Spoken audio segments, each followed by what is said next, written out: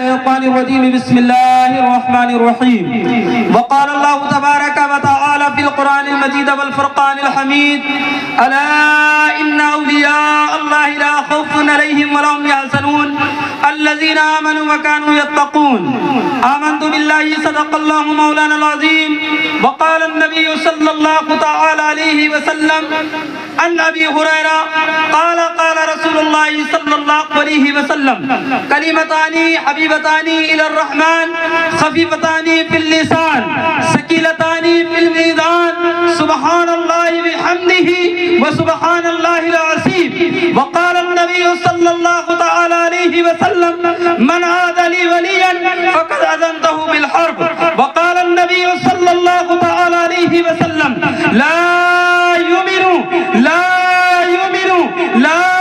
يؤمن أحدكم حتى أكون أحب إليه من والده وولده والناس اجمعین.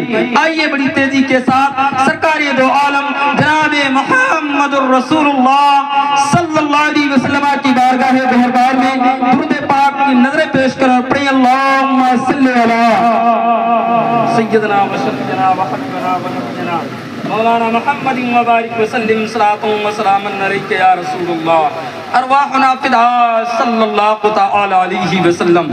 سرکار اعلیٰ حضرت فرماتے ہیں نعرے رسالت محفل غوث اعظم علماء سہبالا تیرا تڑپ کر بولو سبحان اللہ. واہ سے آپ سمجھتے کیا ہیں؟ وقت کا مجدد کہہ رہا ہے, وقت کا امام کہہ رہا ہے. واہ کیا مرتبہ ہے غوث سے بالا تیرا, اونچے اونچوں کے سروں سے ہے قدم آلا تیرا. وقت کا امام کہہ رہا ہے.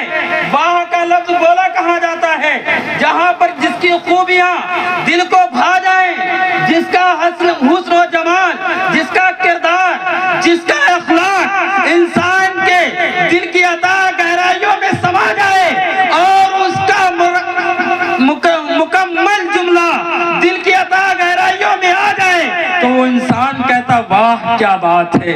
اعلیٰ حضرت نے کسی غیرے کے بارے میں نہیں کہا, سرکار غوث اعظم کے بارے میں کہا. واہ کیا مرتبہ ہے غوث سے بالا تیرا, اونچے اونچوں کے سروں سے ہے قدم آلا تیرا. سربلا کوئی کیا جانے کہ ہے کیسا تیرا, اولیاء ملتے ہیں آنکھیں وہ ہے تلوا تیرا. آپ ایسے عظیم غوث کی بارگاہ میں بیٹھے ہوئے ہیں, ایسی محفل میں بیٹھے ہوئے ہیں. عزیزان ملت اسلامیہ, وقت کو مد نظر رکھتے ہوئے میں اپنی گفتگو کے اوپر آ رہا ہوں کہ اللہ کے حبیب صلی اللہ علیہ وسلم قرآن کے بعد جو سب سے اہم کتاب ہے وہ بخاری شریف ہے. کون ہے؟ یاد کر لو, بخاری شریف ہے. قرآن کے بعد اگر کوئی کتاب عرفہ والا سمجھی جاتی ہے, افضل سمجھی جاتی ہے, وہ بخاری شریف ہے. اور بخاری شریف کی سب سے آخری حدیث میں نے آپ کے سامنے پڑھی. ابھی مجھ سے پہلے نقیب اجلاس کر رہے تھے سبحان اللہ کہو, الحمدللہ کہو. ہم نے کہا کیوں نہ اسی حدیث پاک کی تلاوت کر دی جائے. آؤ اللہ کے حبیب صلی اللہ علیہ وسلم کے جلیل القدر صحابی رسول ہیں سیدنا ابو ہریرہ ہیں. جانتے ہیں یہ ابو ہریرہ کیوں ہیں؟ ان کا نام ابو ہریرہ نہیں ہے بلکہ یہ علماء کرام بیٹھے ہیں. ان کی بارگاہ میں آؤ, پوچھو کہ ابو ہریرہ کا مطلب کیا ہوتا ہے تو یہ بتائیں گے. ابا کے معنی ہوتا ہے باپ, ہریرہ کے معنی ہوتا ہے بلی, یعنی بلی کے باپ. کسی انسان کا نام ابو ہریرہ نہیں ہو سکتا ہے. اللہ اکبر. جب تاریخ کی گردانی کرو گے, جب صحابہ اکرام کی زندگی کا مطالعہ کرو گے تو وہاں تمہیں نظر آئے گا کہ سیدنا ابو ہریرہ جو مروی ہیں, روایات میں ہیں, وہ ابو ہریرہ نہیں ہیں, عبد الرحمن ہیں. کیا نام ہے؟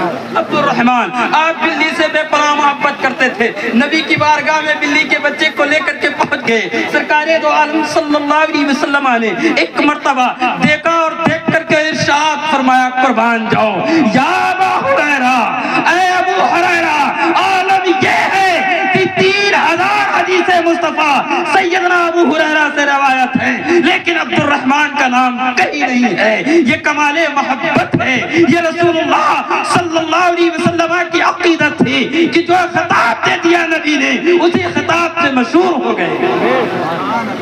ان کی روایت کردہ میں نے حدیث مصطفیٰ پڑھی.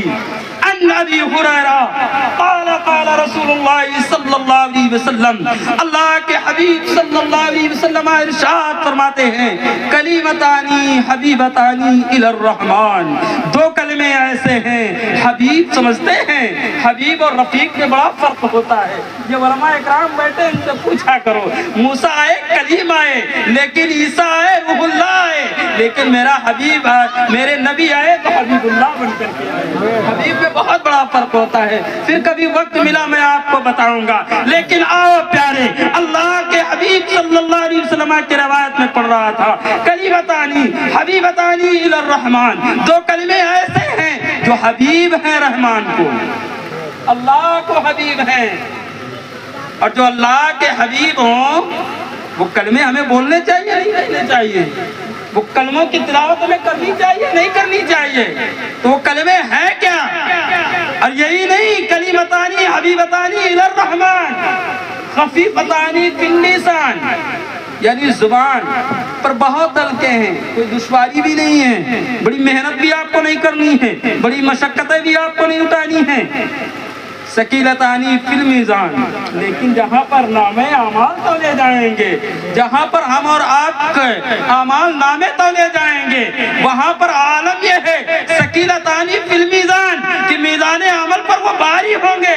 دوسرے محدثین اکرام اس حدیث پاک کی تفسیر کرتے ہوئے لکھتے ہیں کہ ساتوں طبق اگر ایک پلڑے میں رکھ دیے جائیں اور دوسرے پلڑے میں ان کے الفاظ کے وزن رکھ دیے جائیں تو وہ پلڑا نیچے کی طرف اٹھتا ہوا نظر آئے گا، نیچے کی طرف بیٹھتا ہوا نظر آئے گا۔ جن پر ساتوں طبق رکھے ہوں گے اور جن پر ان الفاظوں کے وزن رکھے ہوں گے ان کا پلڑا اوپر کی طرف اٹھتا ہوا نظر آئے گا۔ اب آپ نہیں جانو گے کہ ان کی اہمیت کیا ہے، وہ الفاظ ہیں کیا؟ اللہ کے حبیب صلی اللہ علیہ وسلم کے پیارے دیوانوں، وہ ہے سبحان اللہ بحمدہ، کیا ہے؟ بولیں گے نہیں بولیں گے؟ مسجدوں میں آپ پڑھیں گے تسبیح پر کہ نہیں پڑھیں گے؟ مجلسوں میں آپ کہیں گے یا نہیں کہیں گے؟ سبحان اللہ بحمدہ، اور دوسرا ہے سبحان اللہ العظیم، کیا ہے؟ ہاں بول لیں۔ تو یہ دو کلمے ایسے ہیں، پھر کبھی وقت ملا تو میں ان کلموں کے بارے میں بتائیں گے، لیکن پیارے جب ہمیں یہ خیر محفلیں میسر ہوں تو پھر ان خیر محفلوں میں بیٹھ کر کے اللہ کے تسبیحات کو بلند کیا کریں۔ اس سے دو فائدے ہوتے ہیں کہ جو مقرر آتا ہے وہ اب یہ سمجھتا ہے کہ میری بات آپ سمجھ رہے ہیں، اور آپ کا فائدہ یہ ہوتا ہے کہ آپ کے نام اعمال میں اضافہ ہوتا ہے۔ یہ دو چیزیں ہوتی ہیں، اگر اس چیزوں کو ہم نہیں سمجھے تو پھر جلسے جلوس ہم کراتے رہیں اور بیٹھتے رہیں سنتے رہیں، کوئی مطلب نہیں ہوگا۔ بولنے والا یہ سمجھے گا کہ میری بات آپ سمجھ نہیں رہے ہیں، اور آپ سمجھ رہے ہوں گے پھر بھی وہ سمجھا جائے گا کہ نہیں سمجھ رہے ہیں۔ بہرکیف اللہ کے حبیب صلی اللہ علیہ وسلم پر قرآن نازل ہوا، رب تعالیٰ اعلان فرماتا ہے الا ان اولیاء اللہ، خبردار ہو جاؤ بے شک یہ اللہ کے ولی ہیں، انہیں کوئی خوف نہیں ہے، انہیں کوئی ڈر نہیں ہے۔ اب آؤ پیارے، جب اللہ اپنے ولیوں کی صفت کو بیان کرتا ہے، اللہ اپنے ولیوں کی شان کو بیان کرتا ہے، ان کے مرتبے کو ظاہر کرتا ہے، ان کی بلندی کو بیان کرتا ہے، الا ان اولیاء اللہ، خبردار ہو جاؤ یہ اللہ کے ولی ہیں، انہیں کوئی خوف نہیں ہے، انہیں کوئی ڈر نہیں ہے۔ سوال ذہن میں یہ پیدا ہوتا ہے، اے پروردگار عالم وہ بندے تیرے ہیں کون؟ اے پروردگار عالم وہ نیکوکار ہے کون؟ ان کو کیسے جانے، انہیں کیسے مانے، ان کی کیسے پہچان کرے، ان تک ہم کیسے پہچانے، انہیں ہم کیسے جانے؟ تو رب کائنات اعلان فرما رہا ہے اے بندے قرآن کی آیت تلاوت کر، ان کی رفعت بھی جان جائے گا، ان کی صراحت بھی جان جائے گا، ان کی پہچان بھی جان جائے گا۔ جب میں نے قرآن کی اور تلاوت کی تو رب تعالیٰ اعلان فرما رہا ہے الذین آمنوا وکانوا یتقون، وہ لوگ جو ایمان لائے اور اللہ سے ڈرے، وہ لوگ جو اللہ کے رسول پر ایمان لائے، احکامات خداوندی کو نبھایا اور خوف خدا دل میں بیٹھایا، وہ اللہ کے ولی ہیں۔ کون ہیں؟ ولی ہیں۔ اب آؤ ذرا تمہیں ایک نقطۂ نظر دینا چاہتا ہوں۔ آپ نے کرامتیں سنی ہوں گی، واقعات سنے ہوں گے کہ ایک سیب بہتا ہوا آ رہا ہے دریا سے اور حضرت موسیٰ جنگی دوست علیہ الرحمہ اسے کھا لیتے تھے۔ یہ کون ہے؟ میرے غوث اعظم کے والد گرامی ہیں۔ اللہ اکبر! میرے پیارے ملت کے نوجوانوں، ذرا سوچو تو صحیح کہ آپ نے افطار کیا ہے سیب سے اور نہر کے رسائراہوں پر بہتا ہوا آ رہا تھا۔ شریعت کا کیسا نصا تھا، رسول اللہ صلی اللہ علیہ وسلم کا طریقہ کس طریقے سے ان کے دل میں موجود تھا، اللہ کا خوف، اللہ کی خشیت کیسے ان کے دل میں پیوست تھی۔ آج عالم یہ ہے پیارے کہ اگر شاہراہوں پر بہتے ہوئے دور کی بات ہے، شاہراہوں پر پڑا ہوا ہو یا کسی کے باغ میں ہوتا ہے، ہم اسے کھا لیتے ہیں اور احساس تک نہیں ہوتا ہے کہ ہماری یہ ملکیت میں نہیں تھا، ہمارے یہ قبضے میں نہیں تھا، ہم نے اس کے پیسے ادا نہیں کیے ہیں، ہم نے اس کے مالک سے پوچھا نہیں ہے۔ ایسے بیٹے سرکار غوث اعظم نہیں پیدا ہوتے، ایسے بیٹے وفادار غوث اعظم نہیں پیدا ہوں گے۔ پہلے اپنے آپ کو سدھارنا ہوگا، ان اولیاء کاملین کی زندگی کو سامنے رکھ کر کے۔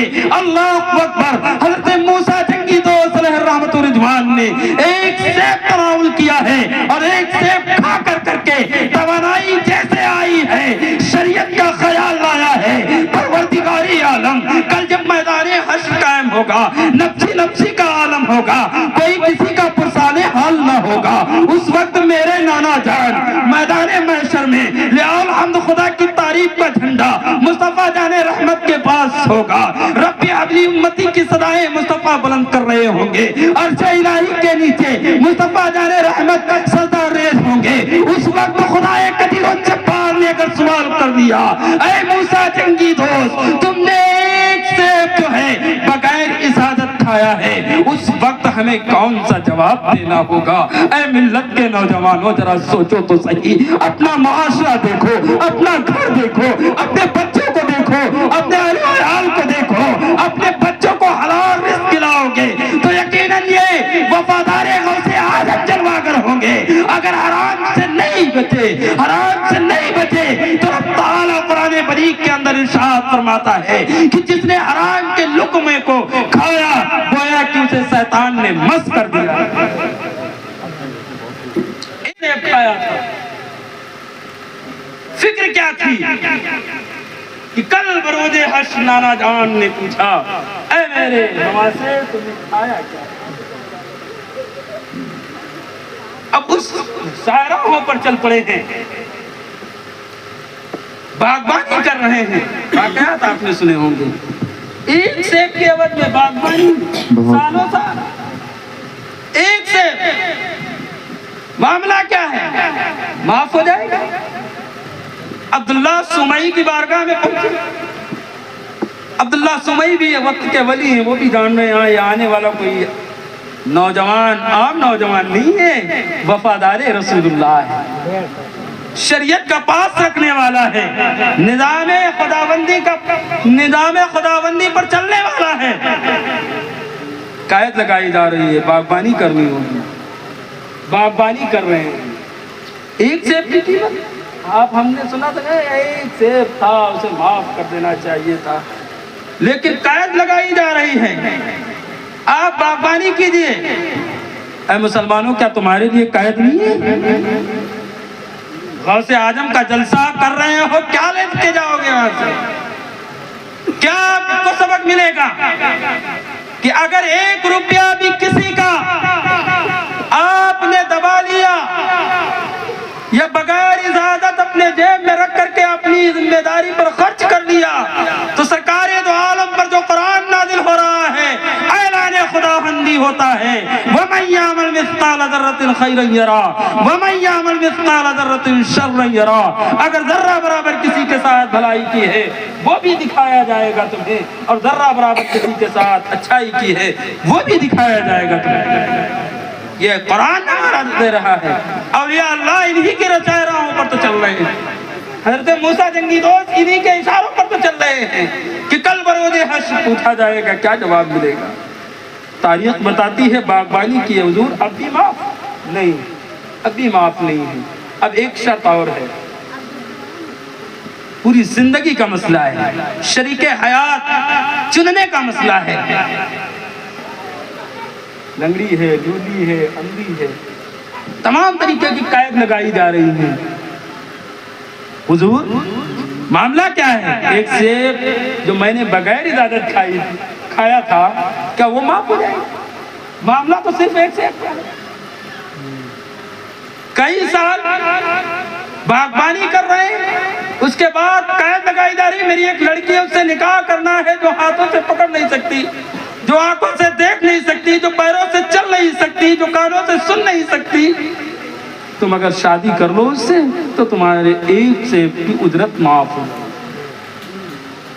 एक सेब की उजरत माफ हो जाएगी। अल्लाह अकबर, पूरी जिंदगी का दाव है, लेकिन खौफ खुदा किस तरीके से है, अल्लाह का डर किस तरीके से है। अल्लज़ीना आमनू व कानू यत्तकून, वो लोग जो ईमान लाए और अल्लाह से डरे कि एक सेब की उजरत मुझसे माफ हो जाए, मैं निकाह करने के लिए भी तैयार हूँ।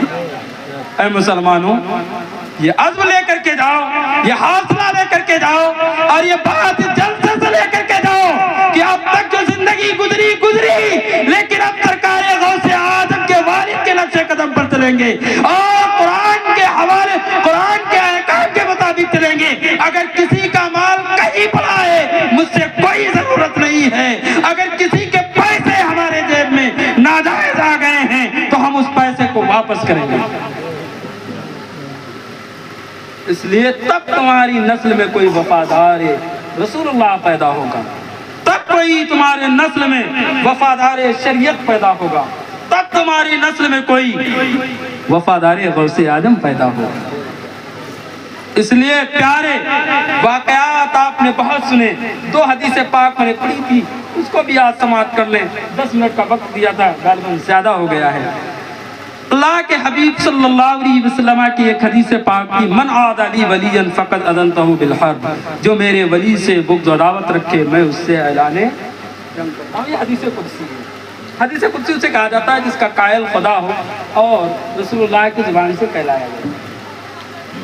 तो मेरे वली से बुग़्ज़ व दावत का मतलब क्या है? मतलब यही है कि जो वली ने फरमा दिया और जो वली की जिंदगी थी, उस जिंदगी से अगर हम इनहराफ कर बैठे, पीछे हट गए, पुस्त पीछे उस जिंदगी को डाल दिया, यही तो दावत करने का। आज अगर हम जश्न गौसुल वरा कर रहे हैं, गौसे आदम की नजर दिला रहे हैं, तो कमा हक हो गौसे आदम की जिंदगी पर अमल पैरा होने की कोशिश भी करें। दूसरी हदीस पाक मैंने पढ़ी थी, ला युमिनु अहदुकुम हत्ता यकुना अहब्बा इलैहि मिन वालिदिही व वलदिही वन नासि अजमईन, कि तुम में से ईमान वाला नहीं है, ईमान वाला नहीं। 3 मरतबा मेरे मुस्तफ़ा ने फरमाया कि हज़रत सैयदना हज़रत अनस रज़ियल्लाहु तआला अन्हु की हदीस पाक, जिन्होंने मेरे नबी की 10 साल खिदमत की। अल्लाह के हबीब सल्लल्लाहु अलैहि वसल्लम की हदीस बयान फरमाते हैं कि तुम में से कोई ईमान वाला नहीं, कोई ईमान वाला नहीं, कोई ईमान। सहाबा हैरत ज़दा, या रसूलल्लाह, आपके कहने पर मैंने मक्का को छोड़ करके मदीना आ गया, बीवी को छोड़ा, बच्चे को छोड़ा, जमीन को छोड़ा, जायदाद को छोड़ा, वतन को छोड़ा। या रसूलल्लाह, मैं आपके कहने पर मदीना आ गया, हम में से कौन ऐसा है जो ईमान वाला नहीं है? अल्लाह के हबीब इरशाद फरमाते हैं, हत्ता कुना हब्बा इलैहि मिन वालिदिही व वलदिही वन नासि अजमईन, जब तक कि अपने बाप से ज्यादा, अपने आला औलाद से ज्यादा, सारे लोगों से ज्यादा मुझसे मोहब्बत करने वाला नहीं होगा, वो ईमान वाला। अब नबी के आंखों की ठंडक नमाज है कि नहीं है? हैं? और नबी से मोहब्बत कर रहे हो, नमाज से कोसों दूर हो, तो क्या होगा कि कामिल ईमान है हमारा? नहीं है। तो यह अहद करो कि हम जिस तरीके से जश्न गौसुल वरा में आए हैं, ऐसे ही नमाजों की पाबंदी करेंगे। और सरकार आला हज़रत ने जो फरमाया वो क्या जब है जिससे हिमायत का हो पंजा तेरा, शेर को खतरे में लाता नहीं तेरा, तब तुम पर फैजान होगा सरकार गौसे आजम का। बस इन्हीं चंद बातों पर मैं अपनी गुफ्तगू को समेट रहा हूँ। रब्बे कदीर की बारगाह नाज़ में दुआ गो हूँ।